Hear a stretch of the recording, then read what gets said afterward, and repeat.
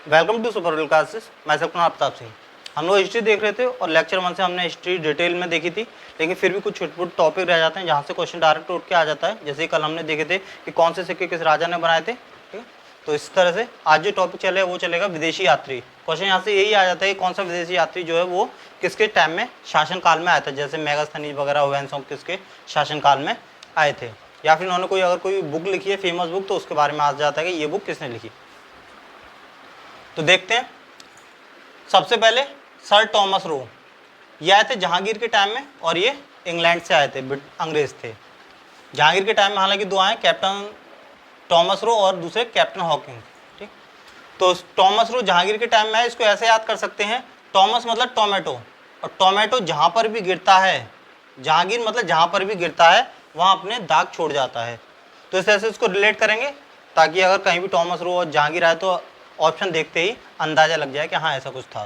तो टॉमस मतलब टोमेटो, और जहाँ पर भी गिर जाता है वहीं अपना दाग छोड़ देता है। दूसरे थे कैप्टन हॉकिंस, वो भी जहांगीर के टाइम में आए थे। ये ईस्ट इंडिया कंपनी का जो जहाज लेके आए थे, ठीक, उसके मेन कैप्टन थे, और इन्होंने जहांगीर से इजाज़त मांगी थी जो अपना कंपनी स्थापित, ईस्ट इंडिया कंपनी स्थापित करने के लिए, ठीक। और जहांगीर ने इनके लिए कैप्टन खान की उपाधि भी दी थी, अंग्रेज खान की उपाधि, ठीक है। डिटेल में हमने पीछे वीडियो में इसके बारे में देख चुका है। कैसे याद करेंगे इनको?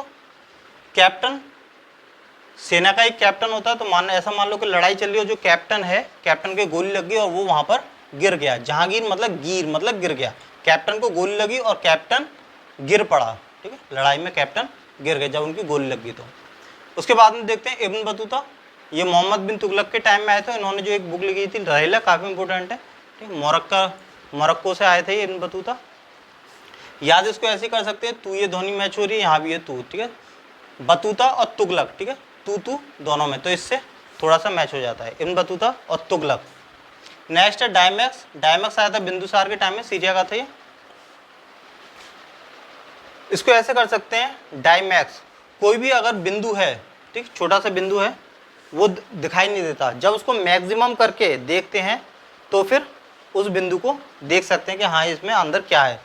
और वैसे मिनिमम मतलब छोटा और मैक्सिमम मतलब बड़ा करना। तो अगर किसी बिंदु का सार देखना है तो उसको मैक्स मतलब मैक्सिमम करके देखना पड़ेगा, ठीक। मैक्सिमम करो बिंदु को, तब जूम करके तब उसका बिंदु का सार दिखाई देगा कि हाँ उसमें क्या लिखा है।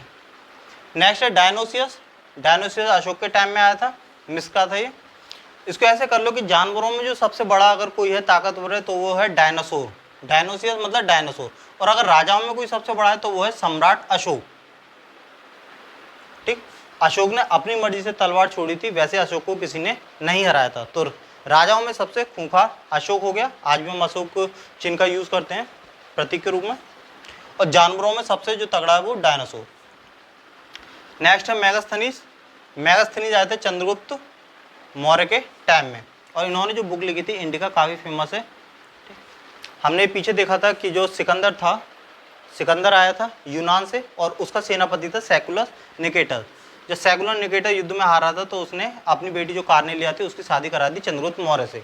पाकिस्तान अफगानिस्तान जो थे दो सूबे वो उसने दहेज में दिए थे, और साथ में मेगास्थनीज को भी छोड़ दिया था चंद्रगुप्त मौर्य के दरबार में, ताकि वो देखता रहे कि हाँ उसकी बेटी को परेशान तो नहीं कर रहे। तो इसका डिटेल हमने पीछे देख चुका है, पर इसको याद कैसे करेंगे? मेगास्थनीज मतलब मैग्नीज, और मैग्नीज जो खनिज लवण है वो चंद्रमा पर है। क्यों? यहाँ जो जमीन पर है पृथ्वी, वो तो हम लोगों ने सारा यूज कर लिया, तो अब मैग्नीज वगैरह कहाँ बचे हैं? खनिज लवण चंद्रमा पर ही बचे हैं, और जो यहाँ पृथ्वी के हैं वो हम लोगों ने सारे खोद खोद के निकाल चुके हैं। नेक्स्ट है फायान। फायान चंद्रगुप्त द्वितीय के टाइम में आए थे। चंद्रगुप्त दो थे, चंद्रगुप्त जो प्रथम था उसको चंद्रगुप्त मौर्य बोलते हैं, जो द्वितीय थे उनको विक्रमादित्य की उपाधि मिली थी। तो चंद्रगुप्त जो प्रथम थे उनको चंद्रगुप्त प्रथम ना बोलकर चंद्रगुप्त मौर्य बोलते हैं, और जो द्वितीय थे उनको विक्रमादित्य या चंद्रगुप्त द्वितीय, ठीक है। एक बुक लिखी थी इन्होंने फैक्यू की, चीन से आए थे। याद कैसे कर सकते हैं कि यान है, यान मतलब एयरक्राफ्ट, उसमें उससे हम चंद्रमा पर जा रहे हैं, और कितने लोग? 2 लोग। यान में चंद्रमा पर जा रहे हैं 2 लोग बैठकर, यान में 2 लोग बैठ के चंद्रमा पर जा रहे हैं। नेक्स्ट है मार्को पोलो, ठीक है। ये आए थे कायल के टाइम में, इटली के। कैसे करेंगे? मार्को पोलो अगर कोई गलत काम करता है तो उसको मारते हैं, पीटते हैं, पेलते हैं और फिर उसके बाद में उसको गधे पे बिठा के मुंह काला पोत कर और उसको घुमाते हैं। तो इसी तरह से मार्को पोलो मतलब मारा पेला उसमें और फिर उसका मुंह कायाल मतलब काला करके घुमाया। तो इस तरह से उसको लिंक कर सकते हैं। नेक्स्ट है हुएन सॉन्ग। हुएन सॉन्ग आया था हर्षवर्धन के टाइम में। एक बुक लिखी थी इन्होंने CU की, ठीक है, कन्फ्यूजन नहीं होना, जो CU की बुक लिखी थी वो हुएन सॉन्ग ने लिखी थी और जो फैक्यू की बुक लिखी थी वो फाया ने लिखी थी। तो नाम थोड़े एक से हैं, ये CU की और ये फैक्यू की या फोक्यू की, ठीक है। नालंदा यूनिवर्सिटी में पढ़ाई की थी। हुएन सॉन्ग को यात्रियों का राजकुमार बोलते हैं, ऐसा ये क्वेश्चन एक बार आ चुका था कि यात्रियों का राजकुमार निम्न में से किसको कहा जाता है। चीन कहते हैं। याद कैसे करेंगे? सॉन्ग, सॉन्ग मतलब जो म्यूजिक होता है, म्यूजिक सुनकर हर्ष होता है, खुशी होती है, ठीक।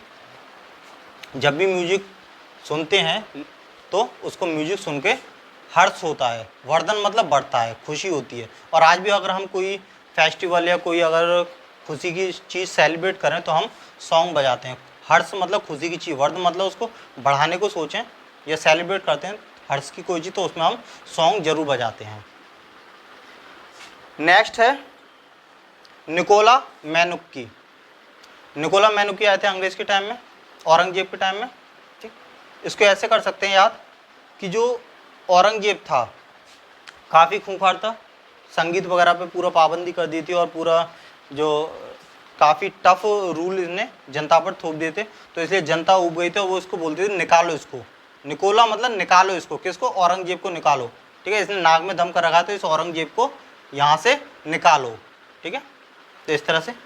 नेक्स्ट बाराबोसा। बाराबोसा आए थे कृष्ण देव राय के टाइम में। विजयनगर साम्राज्य के राजा थे ये, पुर्तगाल से आया था बाराबोसा। कैसे करेंगे? बाराबोसा मतलब बार बार, बार बार कृष्ण की, जो कृष्ण देव हैं उनकी जय बोलो। विजय मतलब जय, ठीक है। बार बार कृष्ण की जय बोलो। नेक्स्ट है अल मसूदी। अल मसूदी आया था महिपाल के टाइम में, महिपाल प्रथम, ठीक। एक बुक भी लिखी थी इन्होंने, भारतीय मानसून, और ये अरब से आए थे। इसको याद ऐसे कर सकते हैं, अल मसूदी, मसूदी से तो मसूर की दाल, और माही मतलब माही, माही है जो धोनी है क्रिकेटर, तो वो मांस वगैरह तो खाते नहीं है पर फिर भी काफ़ी स्ट्रॉन्ग है और आर्मी में भी हैं, तंदुरुस्त हैं। तो इसको ऐसे कर लो, माही जो है वो मसूर की दाल खाते हैं इसलिए इतना तंदुरुस्त और फिट हैं, ठीक है। Next Hamilton. हैमिल्टन आए थे फर्रुख होशियार के टाइम में, ये भी अंग्रेज थे। इसको ऐसे कर सकते हैं, फर्रुख होशियार मतलब होशियार लोग, होशियार लोग हेलमेट पहनते हैं, ठीक, क्योंकि उन्हें पता है अगर एक्सीडेंट होता है तो एक्सीडेंट में हेलमेट ही उनको बचा सकता है, वो सेफ्टी पर्पज से होशियार लोग इसको हेलमेट को पहनते हैं और लापरवाही नहीं करते। नेक्स्ट अलबरूनी। अलबरूनी जो आया था वो महमूद गजनबी के टाइम में आया था। एक बुक भी लिखी थी किताब हिंद, ठीक। इसको ऐसे कर सकते हैं, अलबरूनी मतलब अल्लाह ने, रूनी मतलब अल्लाह रो रहा है या रोनी सी सूरत बना ली। कब? जब उसने महमूद गजनबी के कारनामे देखे। क्यों? क्योंकि महमूद गजनबी ने सोमनाथ वगैरह का मंदिर पे आक्रमण किया था, उसको लूटा था। और मंदिरों या मस्जिद, ठीक है, ईश्वर एक होता है, तो अल्लाह जो है वो ये देख के महमूद गजनबी को देख के रो रहा है। रूनी मतलब रूनी से सूरत बना ली उसने कि मतलब मैंने इसको इतनी पावर दी और इसने मेरा ही घर उजाड़ दिया। तो अल्लाह जो है वो रूनी मतलब रो रहा है आज। क्यों? क्योंकि महमूद गजनबी के कारनामे देखकर। Next Herodotus. हेरोडोटस आए थे हर्षवर्धन के टाइम में, हिस्टोरी का बुक भी लिखी थी और सबसे पहले जो हिस्ट्री के बारे में बताया था वो हेरोडोटस ने ही बताया था, इसलिए इन्हें फादर ऑफ हिस्ट्री भी बोलते हैं। और हिस्ट्री शब्द जो आया था वो इन्होंने जो बुक लिखी थी हिस्टोरिका, उसी से ही हिस्ट्री शब्द बाद में बना। ये भूगोलवेत्ता भी थे और ये इतिहासकार भी थे, यूनान से आए थे ये। नेक्स्ट है टॉलमी। टॉलमी आया था अशोक के टाइम में। एक बुक लिखी थी इन्होंने नेचुरल हिस्ट्री। ऊपर जो बुक थी वो थी हिस्टोरिका और ये है नेचुरल हिस्ट्री, मतलब हिंदी में इसको बोलते हैं प्राकृतिक इतिहास, नेचर का इतिहास। ये भी भूगोलवेत्ता थे, ठीक, और ये फारस से आए थे। टॉलमी, तो टॉल मतलब काफ़ी लंबा, ठीक, और ये अशोक, अशोक का जो शासन था वो काफ़ी लंबा चौड़ा था, जो इस अशोक का राज था काफ़ी लगभग पूरे भारत पर अशोक का, यहाँ तक कि इंडोनेशिया वगैरह और नीचे बाली वगैरह था, अशोक का पूरा राज था। तो अशोक का राज ऊपर उत्तर से लेकर दक्षिण तक काफ़ी लंबा था। और ये टॉलमी मतलब टॉल, ये भी काफ़ी टॉल है, ठीक है। तो टॉलमी मतलब टॉल, और अशोक का भी जो वो था पूरा क्षेत्र जिसपे अशोक ने राज किया था वो भी काफ़ी टॉल था, मतलब लंबा चौड़ा था, काफ़ी डिटेल। नेक्स्ट है अब्दुल रजाक। अब्दुल रजाक आए थे देवराय द्वितीय के टाइम में, और इन्होंने जो बुक लिखी थी मतलाए साइन, ये काफ़ी इंपॉर्टेंट है, ठीक। फारस से आए थे अब्दुल रजाक की बुक मतलाए साहिन। नेक्स्ट है इत्सिंग। इत्सिंग आए थे देवपाल के टाइम में चीन से। तो ये हो गए सारे विदेशी यात्री, यहाँ से क्वेश्चन डायरेक्ट आ जाता है। तो इनको आप अपने हिसाब से ट्रिक बना के इनको लिंक करके आपस में याद कर सकते हैं, ठीक। धन्यवाद।